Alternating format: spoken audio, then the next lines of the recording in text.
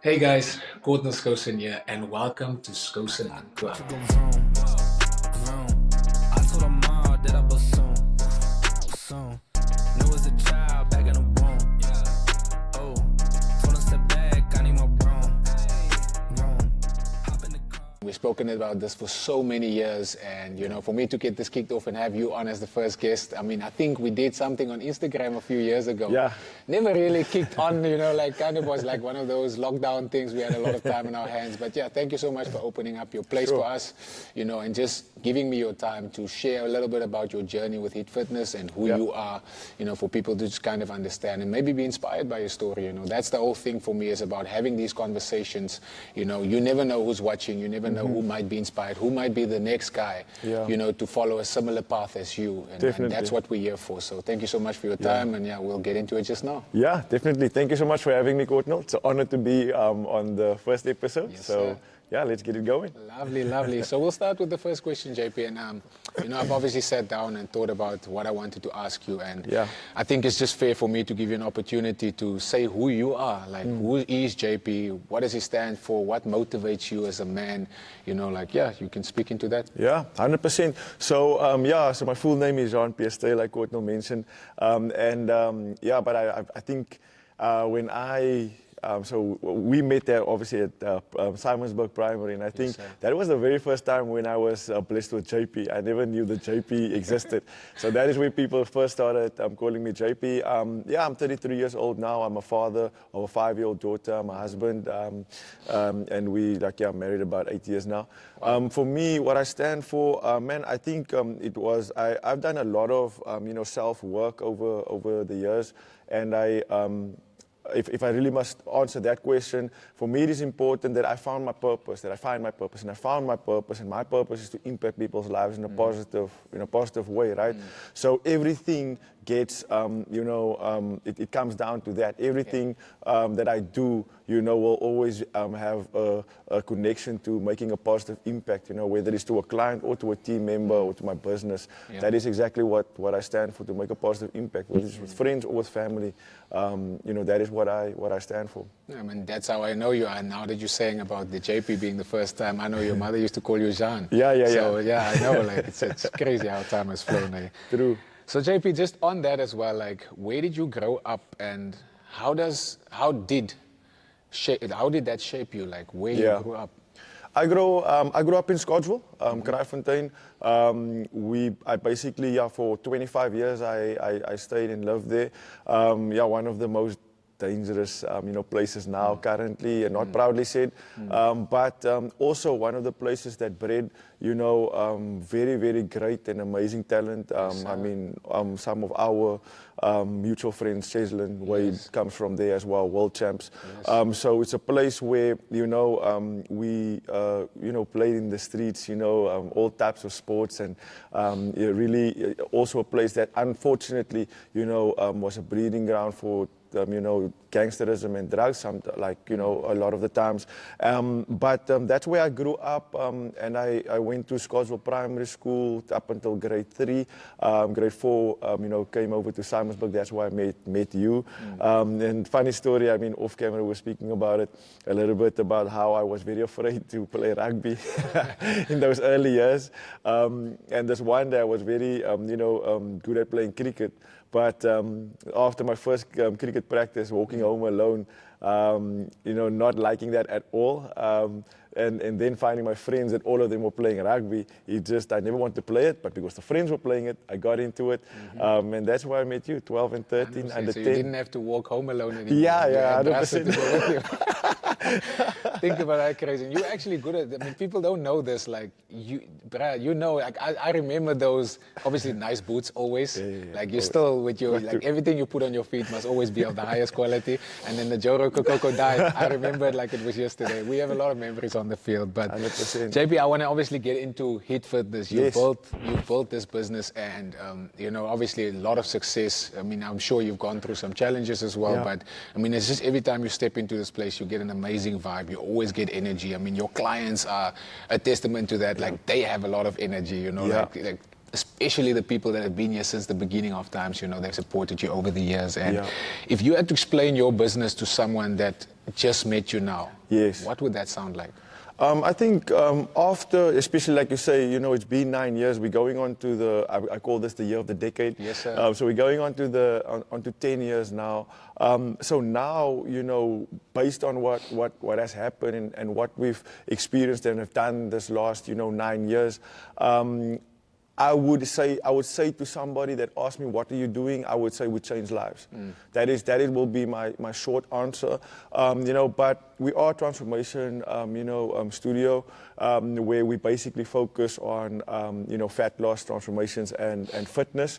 But in that, we have learned over the years that, that is sometimes, one of only the small goals that people have when they walk through these doors, and that we can make such a much bigger impact, than only a body transformation, but we can actually, contribute and impact to someone's mental health, to someone's emotional stability, to someone finding themselves and getting through that journey sometimes of evolving or getting better. So now, nowadays we have a lot more of an holistic approach and also understanding of what we are doing. We do understand that we do important work, and it is for us to, not a couple of years back, like quite early, like say year 3-ish, it's almost like we picked up that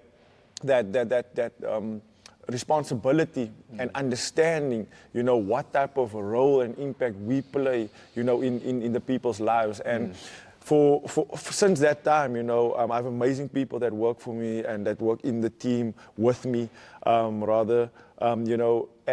the thing that we, like the vision and the thing that we all, understand now is the fact that we want to have people, when this is always a story that I tell. Like if somebody lays on their deathbed, right, and they need to talk about the highlights of their life, like I worked over here, and then I got married, I met this girl, I got married, I had children, if in those highlight reels HIIT Fitness can feature, then I feel like I've made my mark. And if that is only in one person's life, then I felt that then I've accomplished my goal, And obviously we want every single person that walks in here, we want to make that positive impact in their lives. So that is the approach that we here at HIIT Fitness have. So in short, we change lives. Lovely, lovely. And is that, if I'm understanding you correctly, is that why you chose fitness as a specific business to do? What is that, the same motivation that you chose fitness? So, because I wanted to ask you that now. You're saying on that is you're changing lives, but fitness as a business, obviously there's a lot to it. Why specifically fitness? What motivated that? So, so I think when I finished, or when I was about to finish high school, right? Growing up, we grew up, seeing and being a little bit exposed to, the adult world that's awaiting for you. I think all of us understand that we have to make money. You know what I mean? And I made a pure money decision on the studies that I wanted to follow, and that was to become an electrical engineer. At that time, my girlfriend, now wife, she went, but that was not really for money. She was an academic. She went the chemical engineer route. So we made good choices, we thought. And I lasted 1 year. In the first semester, I failed like 3 subjects, electric ends and, digital, what was the other subject? But there was a couple that I failed, right? Miserably. And I really quickly learned the difference between liking something, because I did have a liking in electrical, but liking something and loving something. I still loved sport. I still loved training every day. I still loved, I did athletics for a year still after school. That is not very common if you're not, don't have colors or a pro. I started playing club rugby. But then I switched over, and that year I made the decision to switch over to go and study sports science. Number one, because I know that this is what I love. I love to learn about the human body, about training, about performance, about getting better. And there's 2 parts to that. Number one is if I should get a job, because I didn't want to do that. But if I should get a job, then I want to train pro athletes. You know what I mean? I want to be in teams. I want to be in the team environment. I'm so used to that. That gets me fired up. It gets me going. So that is what I wanted to do. Number two is I want to help myself. like you, I had the dream, to wear green and gold, to play for the Springboks, to represent the country at the highest level. And if I can learn, how to get my performance better and how to, get myself through to a higher level, then I kind of like, get the benefit of both. So that was the reason why I switched over and started. So within that, I've been working for a lot of my adolescence. Say if I'm 14, 15, whether it was starting with cleaning people's yards for some money, washing cars. There was a certain time that I worked as a merchandiser, for Coca-Cola. Coming out of school, Fridays they pick me up after school, drop me at a shop. I work over there. The Saturday I work, the Sunday I work, the Monday's back to school. So that is the type of stuff that I've done. A lot of promotion work. I didn't care, dude. I was on the airport once with a full-on orange dangri, orange Converse, orange glasses. What did we do? Lucozade. That was that was the marketing that we were doing at that time. So I did any and everything because of two things. Number one, I wanted to. Our household was a little bit under pressure, financially. I'm trying to put me through studies with my, my brother, my father. My mom was struggling with health at that current moment. My mom was a cancer survivor. There was a lot going on financially. So to help out and to also sometimes get your own stuff, when you want those Nikes and you want those Jordans. And you like Nikes. Yeah. You like it. To try and make some money, to go and do those stuff, but also to help out in the household, just take the pressure off a little bit. That is what I've done, right? So once I was studying, I also started to work. I also, for me, I was so dialed in, into the sports science dream. I went to Sports Science Institute at Newlands, and I shadowed. I volunteered in my second year. That wasn't even part of my hours. It wasn't like practical work yet, but I wanted to experience and see, what am I going to do? Those are the type of things that I've done. So then, right after that, in my final year, there was 2 subjects I needed to repeat. And then I had a lot of time on my hands. So during that time, again, looking for work. So I started at a friend's gym of mine. But I was happy to pack away the weights, I didn't care. I don't care what I have to do, and still to this day, I will clean the toilets if it has to happen tomorrow. I really don't care. At the end of the day, it is just to make sure that, you start somewhere. I understand that everybody starts somewhere, and I have this principle that, you're never better, you're never too good for any type of job, especially if you're in my seat where you are the owner, where you are the entrepreneur, But long and behold, to be totally honest, I was very surprised when I got there. It wasn't only just, packing away weights, but it was actually everything, because his business was also very, very new. So it was from answering phone calls to doing admin to helping with, the marketing strategy to training people to making sales. And I didn't have any of that, background. So the day that I knew that I wanted to do this was a couple months in. And I trained this lady once, and she was about 154 kgs. Sure. So she was quite big, and she was quite, low self-esteem and all of that. And every single day she came in the mornings, and I trained her. She was alone in that session. It's a startup business, so it was very slow in the mornings, but she was in that time slot alone every morning. Look, it was at the stage where, that's why I understand, I understand, if people come in and they are insecure or they are intimidated, all of that. I understand it. I mean, can you imagine you not being able to come off the floor within the first 30 seconds? Sure. It takes you more than 30 seconds to get off the floor and to get down. So hence, I would create her program as follows. So she will have, if she has 5 exercises, if we go on the ground once, we stay in there for 45 minutes, we're doing the workout on the ground after a warm-up, If we're doing standing, we're doing everything standing, just to, help with that, because she also has quite a bit of joint issues because of the up and the down. 100%.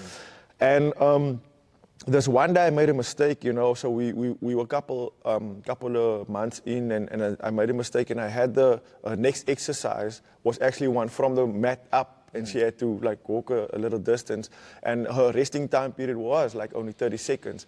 And I said, oh, now you have to do that. And I was like, sorry, man, I forgot. And I wanted to give her something on the floor. She said, no, wait. And she rolled herself over. She got up on her knees. I could see her being in a bit of discomfort and pain. She got up. She walked over there, a little bit longer than 30 seconds, had about, the other half of the exercise was a minute. So she came in there with 45 seconds left and then did the exercise and then walked back, gave a big sigh, and was like, I did it. Bro, that touched me internally, up until today. So Mariana said, kyk, dankie, jy het my lewe gechange. You changed my life. It is something that went, when somebody speaks to you and it pierces your heart, that pierced my heart. I walked out of that training session and I said, this is what I want to do for the rest of my life. Yeah. Sure. And that's where it started. Powerful. I haven't heard that story before, by the way. Yeah. It's the first time I hear that. It's amazing, man. And then obviously on that, you have a saying that you use, and I think it ties nicely into that. You guys have a saying that you use after each and every class, and it has a significant meaning. And would you be able to explain to us what that is? Oh, you're talking about HUA? Yeah, HUA. That is what we come in the middle and we place our hands in there. After every training session in here, every day, every workout. And every single time we also have a new, a person join the workout for the first time. We never get tired of explaining it because it has a big meaning for us. It's called HUA. Like I said, with the friend of mine that we sat one day and we're like, after the workout is done, it just stops. There's nothing. We needed something, and just like to end it off well and a little chant or something like that. At the time, funny story, like I was working also with a friend, like a colleague, so he had a German girlfriend. So it was that he could speak some German. In certain things, nerd that I'm going to go and get Google Translate, and then I want to, speak back to him and also like understand like what he would say. So I had Google Translate on my phone at that time, and I was just, because one of our cornerstones, and still to this day, even here at HIIT Fitness, is to deliver results. That is number one, like above any and everything. Every decision we make. You do. Every decision we make, every plan that we have, the first thing is it going to give us the result? Is it going to give the client the result? Otherwise, we don't do it. So, and then I checked the results in different, languages, translations, and I came on the Maori translation, which is HUA. And I was like, yo, that's nice. That's got some oomph to it. You know what I mean? Even if I say it, you feel it. You know what I mean? And we mean it when we say it. And every single time it means results. And when I thought about it, it's like, the Maori tribe it's a tribe, you know what I'm saying? And they've got sacred things, they've got, a lot of sense of belonging, a sense of camaraderie, you know what I mean, family. And I was like, we're creating this fitness family. We want everybody to get the results. How fitting, you know what I'm saying? So that is where it came from. So now the story that we tell is like after every single workout, like we come together, we place our hands in the middle because we put in some hard work today together as a fitness 100%. Family, and we give it, and it's almost like we are speaking it out into the universe. We're speaking it out in belief that this was for HUA, for results. You know what I'm saying? And that is the reason why we do the HUA after every single workout. Yeah. That's powerful, man. That's powerful. So, Jason, obviously, I spend a lot of time on social media, so you see, the question I'll get to, but you see a lot of people on social media. Everyone's a fitness expert, everyone's got their own classes and own online courses and stuff that they do, Is it easy to be in fitness, and what does it take to be in this industry?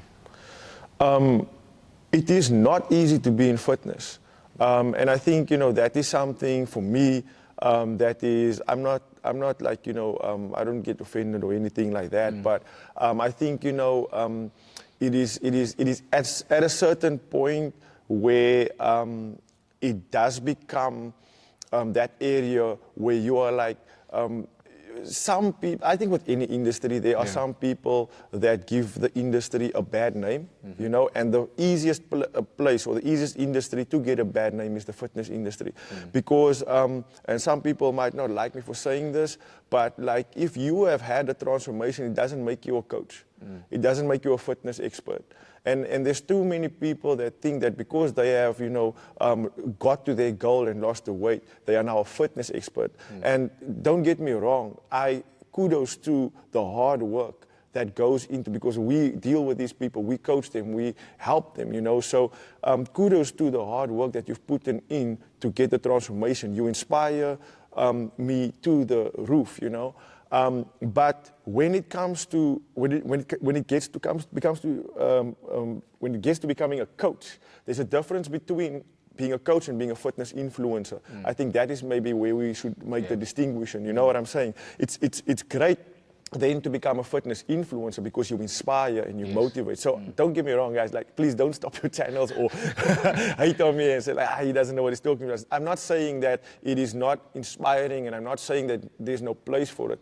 But where the roads, I think, you know, divide is when you are coaching somebody and when you're influencing somebody. And to be a coach, I always say this. That's why it's not easy for us to hire. To be totally honest with you, you need to be and have certain qualities and traits to be a fitness coach. Because this over here is not just to have people jump up and down, run around the block and, you know, sweat or see how you can break them. That's actually the worst trait that you can have, you know, as a personal trainer. As a personal trainer and as a coach, you need to want to be the coach that you wanted to always have. Do you get what I'm saying? We have a phrase that we you know, say in here. It's like, can you make them eat the broccoli? So it is, and I'm not talking about, you know, putting it in their mouths. I'm saying, like, can you inspire and motivate and communicate to somebody to the point where they're looking forward to eat broccoli and they didn't before? Do you get what I'm saying? So we understand that we deal with people on a physical, mental, emotional level. And there is certain, like, you know, phases that we need to take a client through, you know, to get to that place where they not only reach their goal, but maintain their goal and then adapt and make that new habits their lifestyle. You know what I'm saying? So it is not easy, not at all. You have to have patience. You have to have perseverance. You have to, most importantly, care. You have to care about somebody. You have to care about people. You have to love the people's business. This is not like, you know, accounting or IT or anything like that. This is the people's business. You deal with all sorts, and you must be able to love that and show up every single day and understand that every single person that you come in contact with, you know, is different and it's never the same. And you have to be open, you know, for that. So that is why, for me, a funny story, when I do coaching workshops with the guys, right? So I have been to the States for a couple of times. So I met this one guy at the conference, and he is like, he lives in the United States now, but he's from Mexico, right? Okay. So he has a studio there. So now we followed each other, and then after I came home and obviously see on his stories what is happening. And this one day, so now the training session is done, everybody's exhausted, right? The clients are laying on the floor, so he's walking around with a selfie, with a camera, and he's like, dead body, dead body, dead body. You know, and I use that example to show the coaches what not to do. You know, what the goal is not, you know, because anybody, like, you can take me through the paces right now and you can make me a dead body. You know what I mean? Anybody can give somebody a hard workout to the point where they want to faint, right? The question isn't like, can I do that? The number one, obviously, can you do it effectively without the person injuring themselves and them not wanting to come back? Can you do that effectively? Number two is, can you help somebody do what they thought they never could do? That takes patience and it takes coaching. You know, it takes caring. And like, at the end of the day, can you inspire them to eat the broccoli, the thing they absolutely hate, but that will give them the result? You know, and that is the approach that we have as fitness coaches, and I believe that is the responsibility we have to the marketplace, to the industry. As coaches, we need to be better. We need to do better because the role and the impact that we can have on people's lives are, and this is not an insult, are on the level of GPs and doctors. I always say that because, like I always see us as having a more important job because when you go to the GP or you can go to the doctor and the specialist, you must go and cure something. When you come to a fitness professional, you're coming to prevent something. Prevention is better than cure, always. And that is on the level of mindset that me and my team operate and that we see ourselves. And that is why we take our responsibility so heavy, into impacting people's lives in a positive way. Sure. That's powerful. Like, I mean, just to add on that, like, I think for me as well, when it comes to coaching, coaching is not for everyone. Yeah. I've seen it. I've worked with many people over the years. I've had a lot of guys that I played with that obviously, wanted to go on and become coaches and stuff like that. But it's just not for everyone. True. I feel like it's a gift. Yeah.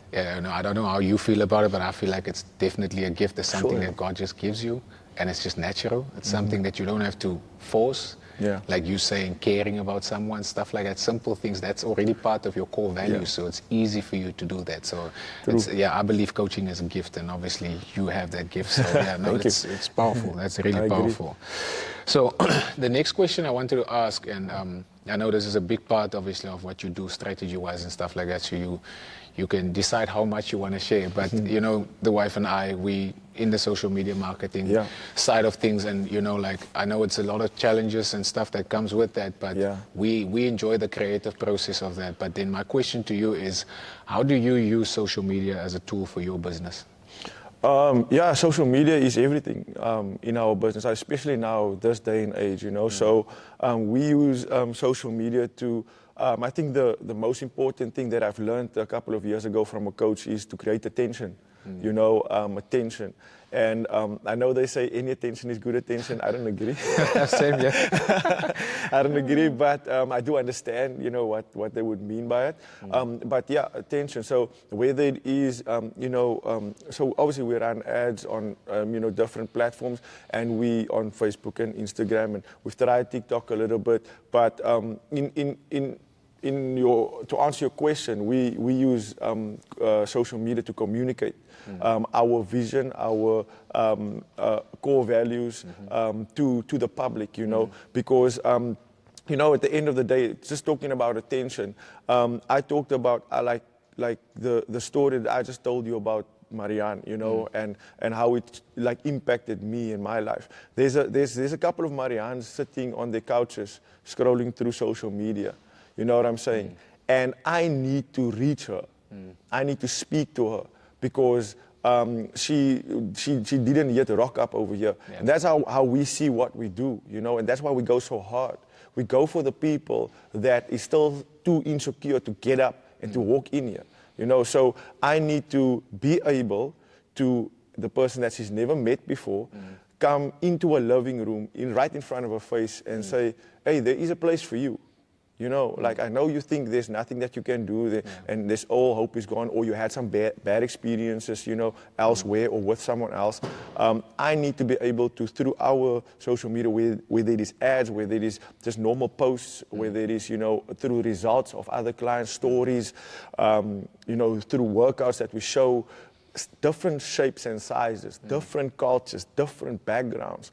A huge shell shock for me coming to this part of Cape Town. I grew up in the northern suburbs. When I came over here, it's so much more diverse. It feels like we're living in an international city, for sure. Yeah. And it's beautiful. It's amazing. I love it. I love people. I love different cultures. It's in me.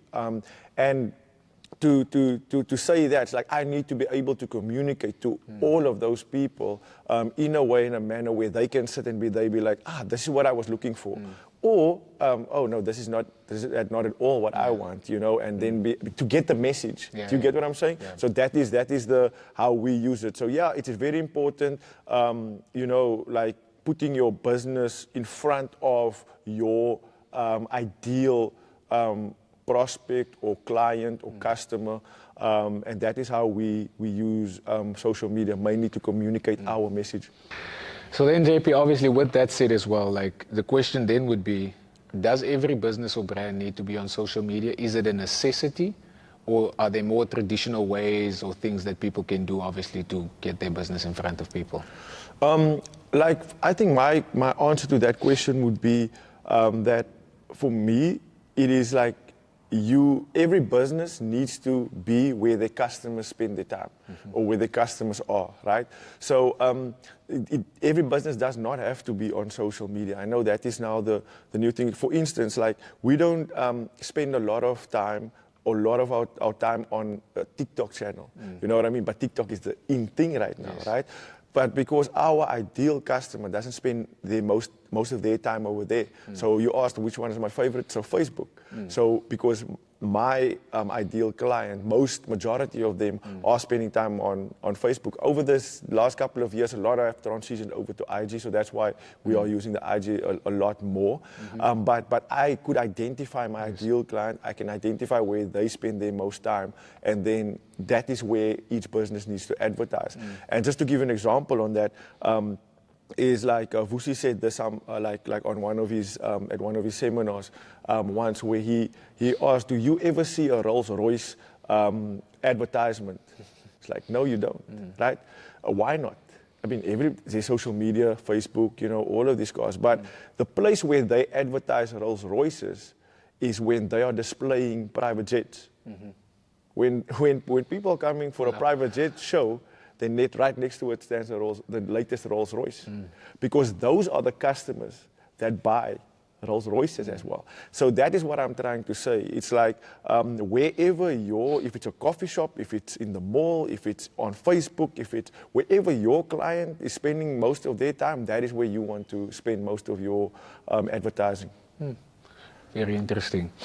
And then, obviously, growing up, I mean, you would have heard this as well, and I'm sure you'll be able to share on that. We always had this message, and there's nothing wrong with it. Our parents, you know, educated us in the best possible way that they can, based on what they've been educated with as well. But we always heard the story when we grew up is, you know, work hard in school, finish school, get a degree, get a job, and you will have success one day, you know. So my question then on that is, are you born an entrepreneur? Do you have to learn it to be in that space? And then how does faith play a role in all of that? And what has your journey been in that regard? Sure. I actually have an interesting story about that. So I think my final year, I finished. Okay, so about my in grade 11, my mom got diagnosed with cancer, right? So it was tough for us as a family to deal with. But then in a lot of things we needed to adapt. And my dad was like really stepped up. He really like, you know, obviously tried to like make sure that we getting some extra money and income and all of that, right? So in all of that, you know, efforts, you know, to try and help us, you know, get financially more stable and better and bills and all of that, you know. There was also a lot of like lessons that he had to learn, hard lessons, you know. And in Afrikaans, hulle 'n paar blauwtjies geloop. So he had a couple of, you know, bad turns and bad turnouts. And, you know, those things affected me so much that I remember I audibly said this to my mother one day when we were driving, and I told her, like, I will never, ever do entrepreneurship. I will never be a business owner. I'll never do business. We're not made for this. We're not that kind of people. Sure. I wasn't this outspoken like I am now.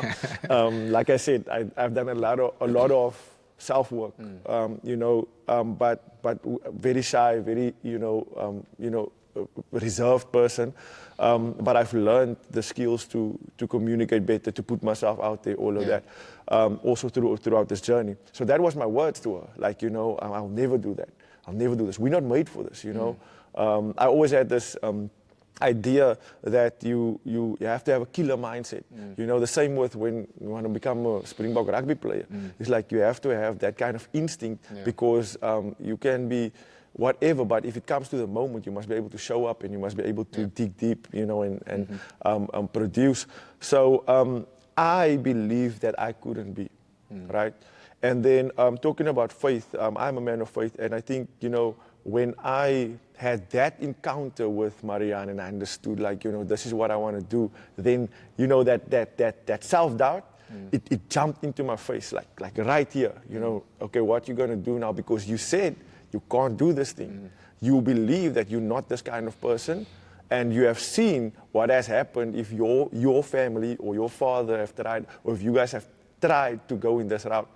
And I remember it was like God speaking to me saying that, yes, you cannot, but with me, you can do anything.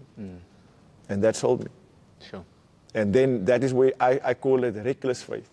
So I needed to start stepping out in reckless faith, you know, and believing that whatever I do and touch, I then walk away, like that scripture says, now unto him. You know what I mean? So I can do whatever I can do and then believe, you know, that, you know, if it's God's will, then it will be successful. Sure, that's powerful, Jameson. I mean, I know you, so obviously I know this about you, but I think obviously a lot of people can take a lot out of that, you know, when it comes to understanding that it's not how you grow up and what you were exposed to growing up and only seeing it as an example. There's a lot of times where we find ourselves in a space where you've never seen anything else. You know, you've seen your parents just work and slog themselves to pieces just to be able to provide the best life that they can possibly do for you or provide for you. But then for you to be able to call to something like this, it takes a lot of faith to step out as well. You know, like you're saying reckless faith. It's not just to believe that you're a business owner or entrepreneur, but it's also to be able to walk that path, you know, like to start stepping into it. 100%. And on that, I don't like to, because that is what I needed to learn a lot. Like you say now, it is fine for me to just say, you know, I said I wouldn't be an entrepreneur, and then I prayed, and now I'm going to go out in reckless faith. It's not enough, you know, because the thing is, like, what does JP mean by that? Look, guys, I'm not saying that, you know, it just happened after that. No, it took a lot of hard work. It took a lot of attention and understanding, you know, the processes. Like, you know, when you start off with, you know, just having to be the doorman and just having to say hello to everybody and make sure you learn everybody's names. You know, it's a skill that you start to learn.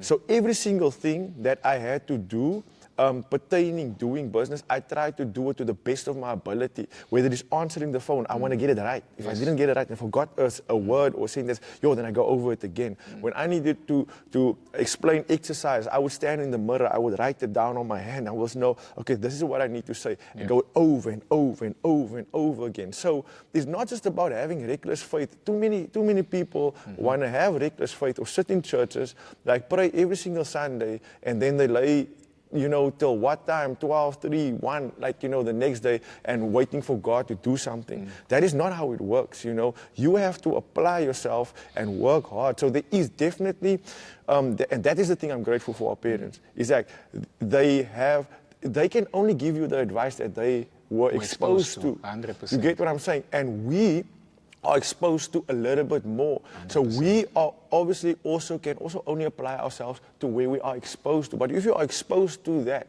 then it depends on you, that how are you going to apply that skill and that knowledge that you now have. So I went attention to detail on every single thing that I had to do, and I wanted to master it. I documented it.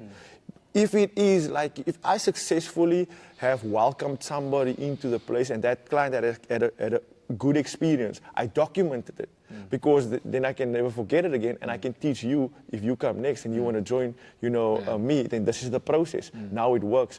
So it's not just about, you know, wishing and praying and then like putting it up in the air now. It's like, if you get that confirmation, God said it's possible. He didn't say it's easy. Yeah. He didn't say you won't have to apply yourself. Yep. He didn't say you won't get your hands dirty. In fact, he said, like, you know, man will sweat. So you need to understand there's hard work, but apply yourself, use your skills, use your strengths, document it, like get a system. If you have a success formula, I always say, make sure you know exactly how that looks like. Practice it over and over again. If it's giving you the results, keep on doing it. If it's not, fix it. Sure. what I'm hearing also is there's no excuses. Yeah, you know, like 'cause 100%. a lot of people can. Now, I don't want to hammer on this too long, but a lot of people, like you're saying now, reckless faith. You know, but I come from this background, I come from that background.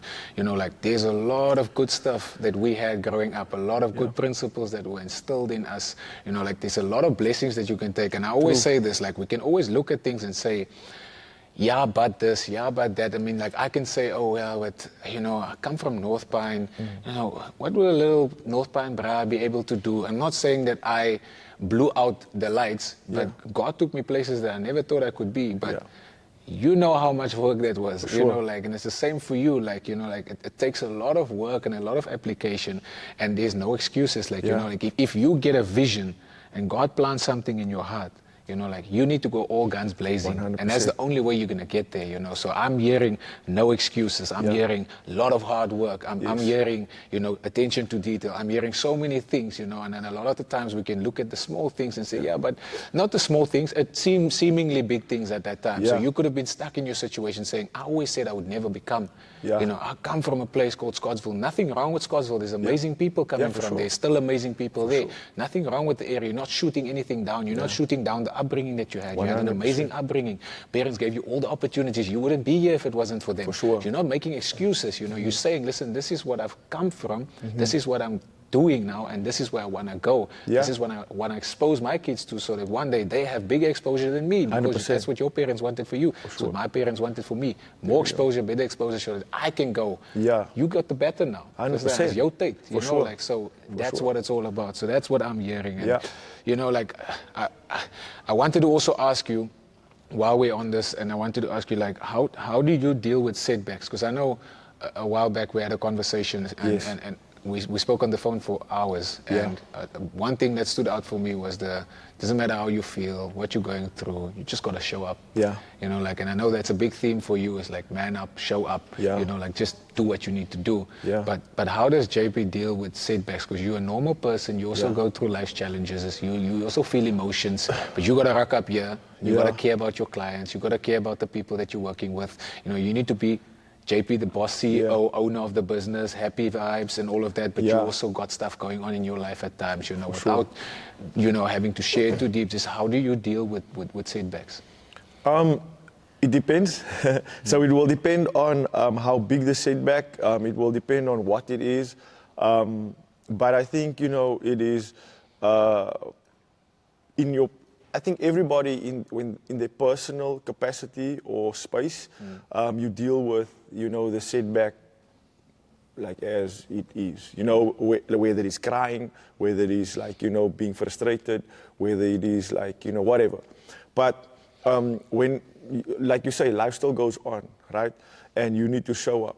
And if I really think about it, for me, it's kind of similar. It's kind of tied to my upbringing, you know, because with me it was very strict parents, you know, brought up in a very strict way. So it was always about, you know, like, get your body language right, you know, make your face right, you know, like, you're not going to show, you know, that we just had an argument at home, or you're not going to show that, you know, your mother is now upset with you or anything like that. You know the look, you know, you get the look. Trust me, I know the look. When we at maybe at visitors or whatever, there's maybe, you know, some food on the table and all of that. You go closer and closer as a little boy, but you're going to get that look, you know, hey, I gotta stay away. You gotta get in line. 100%. So I think, you know, what I'm trying to say is you growing up, I got to understand that there's a time and a place for everything. And I'm not saying, you know, everything has to be compartmentalized and all of that kind of stuff. There is a place for expressing yourself as well, but not like, for me, you know, it's not always the right time with the right people to do it 24/7. Like, I know it wants to become very popular now. For me, it just doesn't make sense to do that, because although I could have had a very bad day, I'm rocking up to people that, you know, in all essence, we talk about family, we talk about making an impact, positive vibes, all of that. The bottom line is I'm still having to rock up to people that pay for me to deliver a service.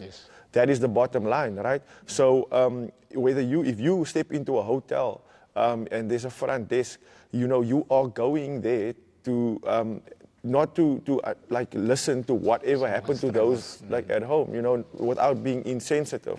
So for me, that is something I understand. Yeah. And then so whenever I like walk into my position or my role, my responsibility, I understand like that put aside, and I am here for you now. I am here to serve you now. You, not the other way around. Yeah. I can go to my therapist for that. To come and listen to what I have to say and pour my heart out. But understand your responsibility, and I think that is the message I want to bring across. People want to shy away sometimes from their responsibility, and they want to cover it up with human rights and cover it up with woke and covered up with, all of these nuances. Phrases, yeah. 100%. But at the end of the day, it is just shying away from your responsibility that you have, The surgeon can have a very, very bad day. But if he has a life on his hands, can't interfere. You know what I'm saying? So just on that, I mean, like I mentioned that my mom had cancer. She passed away in 2016. 2016, that is, then this business was a year old. Then my mom passed away. And as you guys can hear, my mom is she's my main motivator, my biggest inspiration. Especially on that journey, with a cancer for 9 years, I've learned so much of her. I learned a warrior. I've got a warrior tattooed on my arm. It represents her, a warrior coming out of a lion's face, because that is what I seen her evolve into through that fight, right? And so she passed away, right? That's a month before my wedding. I remember. So a month after that, I got to get married. So this business is 1 year old. I'm still building, and it's tough. It's not easy. My mom passed away, biggest inspiration and motivator for me. In a manner that I feel could have been different, but I don't question, because our time is our time, I also believe. Then a month after that, I need to get married, right? So for that month, I'm not even, really operating or couldn't operate, right? Then we have to go on honeymoon, come back. My dad suffers from major depression disorder. So he struggles. He just lost his life partner. My sister's 15, my brother's 19, my grandmother's 82 or 80. So there's a lot of the main, even person or stability at home that falls away. I'm the eldest of three. You know what I mean? So I have everything on my shoulders. Come from honeymoon, so have not a new wife at that time. Or have a new wife. It is a new wife. It is a new wife. But we have been together for 8 years already. My best friend, she's my wife. We have been together for 8 years, and then we got married. So, but it's like we were very traditional. It's the first time we moved out of the house. The first time, I live out of the house, and we live together. So it's an amazing time for us, right? But she has to deal with the ups and the downs, the roller coaster of my emotions. Because the one day I'm super happy and this is amazing, it's all great. The next day I'm down in the dumps and really struggling through that loss and the grief and everything that needs to happen, right? In the meanwhile, the business needs to go on. We need to gain clients. We need to grow. We need to pay bills. We need to pay salaries. We need to live. So to answer that question, it is you need to understand what your responsibility is, and you show up for that responsibility. And after I have, delivered my service and I've done my thing, I can walk away and I can go and I can deal with me again. You get what I'm saying? So that is how I deal with setbacks, and for me, I went through some really difficult times, especially through that grieving process. But I think I come to learn that a phrase that now makes more sense to me, much more than then, is that this too shall pass. 100%. Stay calm. Whether you're doing good, whether you're doing bad, this too shall pass. Amen. So just stay calm. Sometimes we overreact. 100%. We are too excited, and sometimes we are too low. Yep. You know what I mean? And for me, I've learned to just stay calm. Especially if you believe, and my favorite scripture in the Bible is Romans 8:28 that says all things will, turn out to the good to those that believe, So because that is what I love on, I always am optimistic. It helps with leadership as well. It helps with owning a business, but it also helps with general life. All things will work out for the good. It didn't say it's going to be easy. It didn't say it's going to be easy. It says all things will eventually work out for the good. So if you start believing that, you show up like that. You do the thing that you need to do. You do it like that, with that in mind. Mag je vandaag zo lijken? It may not look like it today, but it will. We'll come together. Powerful. Well, obviously for me, I mean, like, I get emotional because we went through this whole journey together. Sure. We've been part of each other's journeys as we face these challenges. And like for me, obviously, my verse is Psalm 121, which is, I know where my help comes from. 100%. Maker of heaven and earth. I know where my strength comes from. That's why I always look up. For me, is something that I live by. But for you saying that, like, I've lived some of it with, I'm not saying I lived all of it through, because you have the emotions, you dealt with that, but, and I wanted to touch on that from my side as well, as I feel like dealing with setbacks and, like how we deal with stuff is having good people around us.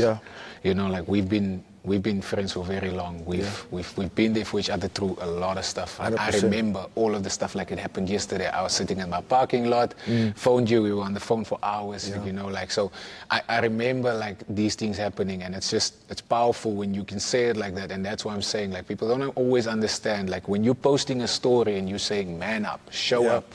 It's just a cool phrase, whatever. Like, people don't hear this, they don't see this, they don't know this.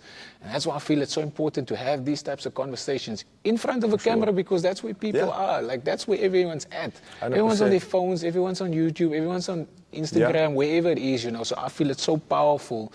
And it's part of the reason why I want to do this, is to have these conversations, because people walk into a door and they don't understand who they're dealing with. Yeah, for sure. And it's when you understand that, like, it just becomes so much more powerful 100%. To understand, like, this person has made an impact in my life. But look at what they've been through. We're not complaining. Not saying my life is tough. But I'm a rugby player. It's high performance. People don't care. True. On the weekend, I have to perform, bro. If I don't perform, it is what it is. If you don't deliver, well, it's 8 by the day. So no one cares. But like you said, like, this too shall pass. It will go. But you've got a responsibility. 100%. And it's amazing for me to know someone.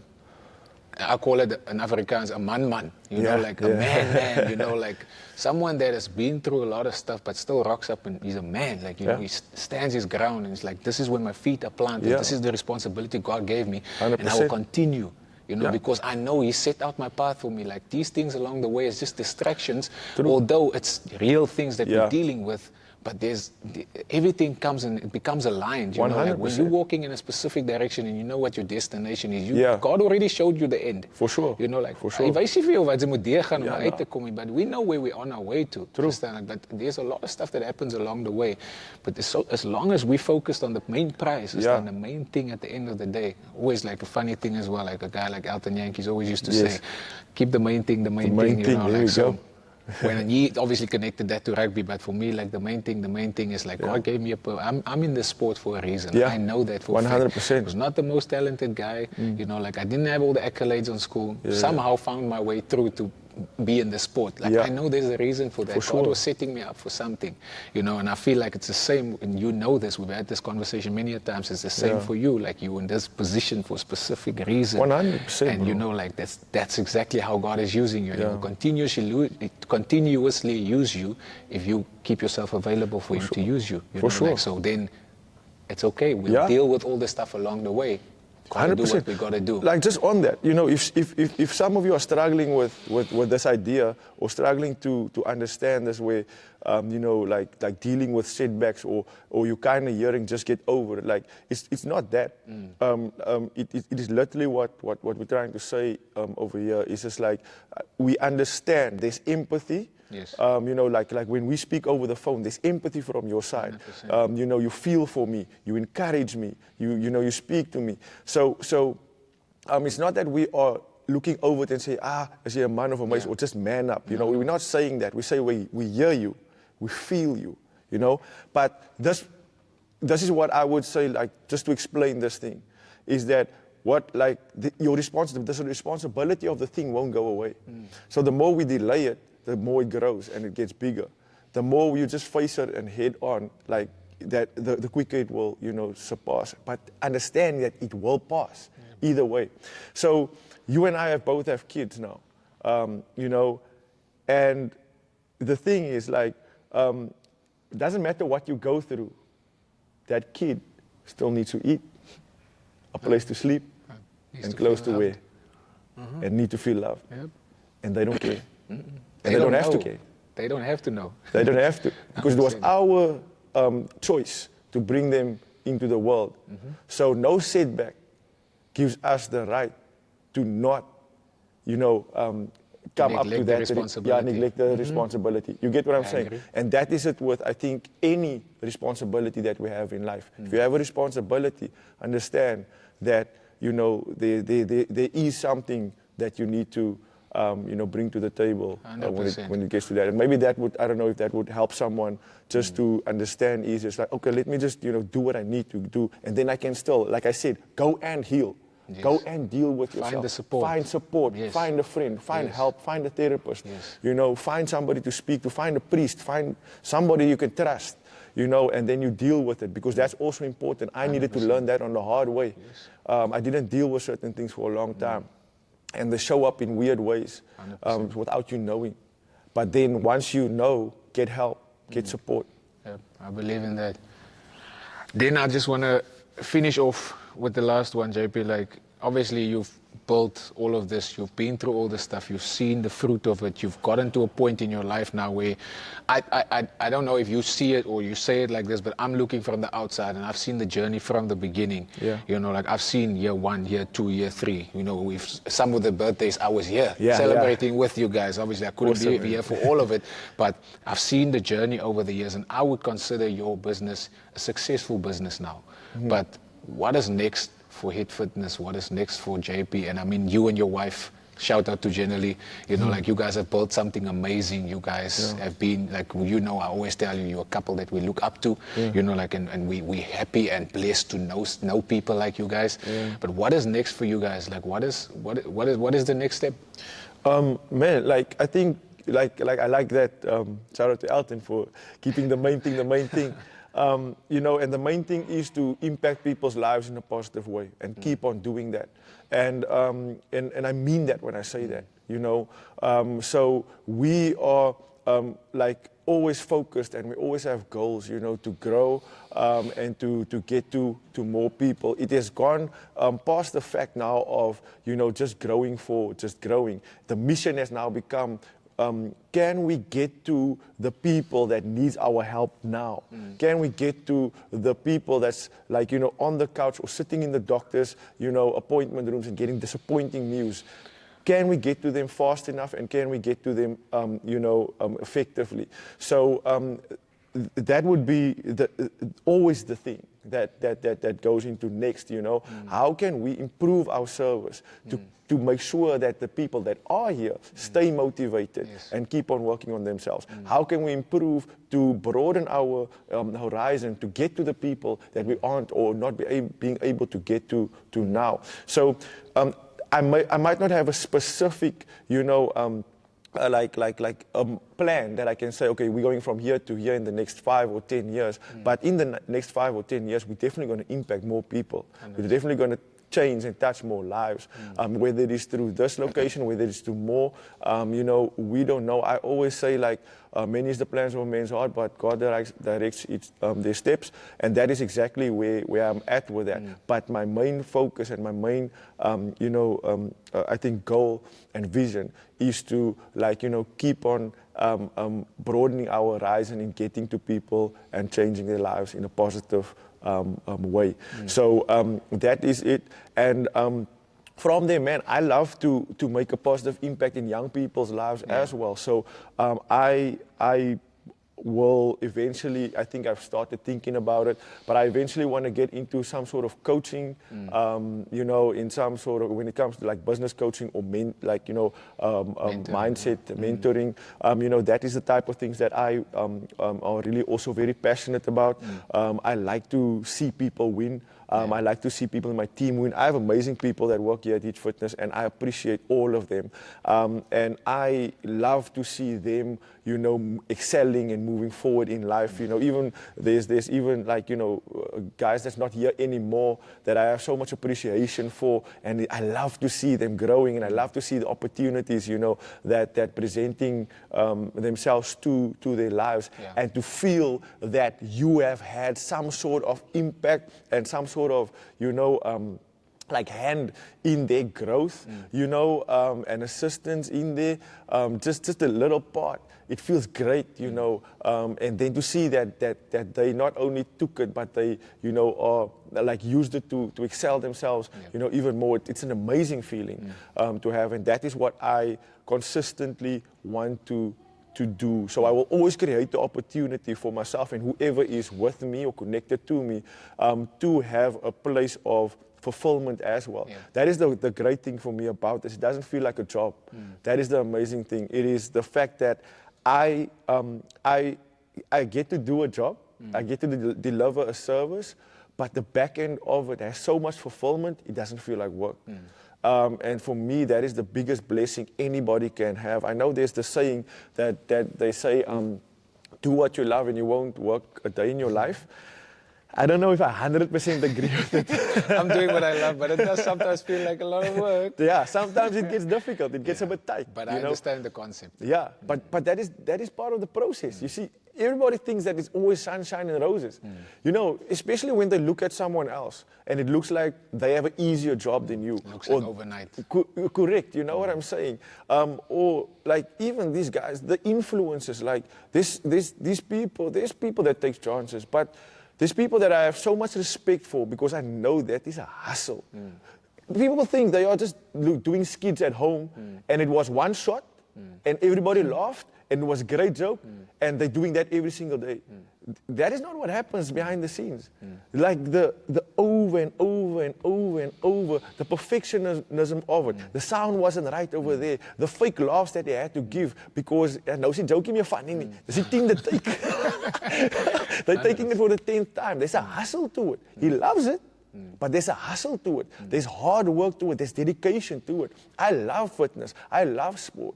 But I'm a people's person. But it's not easy to show up every day. You don't want to show up every day and smile and be available to people. You're a human being. You know what I'm saying? But then again, it comes back to that responsibility, number one. And number two, you understand this is part of the process. Hard days are there. I mean, you love what you are doing. I mean, we've talked about it over and over again. You living your dream, you know, and I know it because we spoke about it before it was even a thing. It was just an idea, the same like with me. 100%. But you have had very difficult days as well. 100%. Living your dream. You know what I mean? And that is the thing. Like, people mustn't be like discouraged, I think, and youngsters mustn't be discouraged, especially when you're working on your way to your dream, you know, and you get challenges, you get mountains. You must have a different spirit, and you must have that spirit of, give me this mountain. You know what I mean? I want this mountain. Because once you conquer that mountain, it elevates you. It literally does, you know, in spirit-wise as well as mentally and physically. 100%. You know, so look out for those challenges, especially if it is something that you really want to achieve, because it just makes you, you know, if I can, like, for lack of another word, a higher quality player, a higher quality, you know, entrepreneur, businessman. So, I mean, I've also been through COVID now. So, this is the first time I can say I feel seasoned. You know what I mean? I feel seasoned because I had to adapt, and I have this saying, like, that we use in the team as well, but it was bred in COVID, adapt or die. You know, and we understood it because if we not going to adapt to what, like, the situation is now, then how are we going to make it at all? You know what I mean? And for me, dying isn't just like, you know, when you are like deteriorating in that. Also, when you just want to stay comfortable and stay the same, you know, the only thing in life that we are certain of is change. That's the only thing we're certain of. All the other things, like, you know, there's nothing that you can really, money you can't, wealth you can't, like, you know, investments you can't, like everything has risk and is vulnerable. The one thing we can be for certain, things are going to change. 100%. Let's hope it changes for the better. For the better. There we go. All things will work out together for the good, baby. Amen. Amen. James, I want to say thank you. Thank you, man. Thank you so much for your time, and thank you so much for sharing your story. Appreciate it, man. Blessings, Appreciate brother. Sweet. That's it. That's a wrap.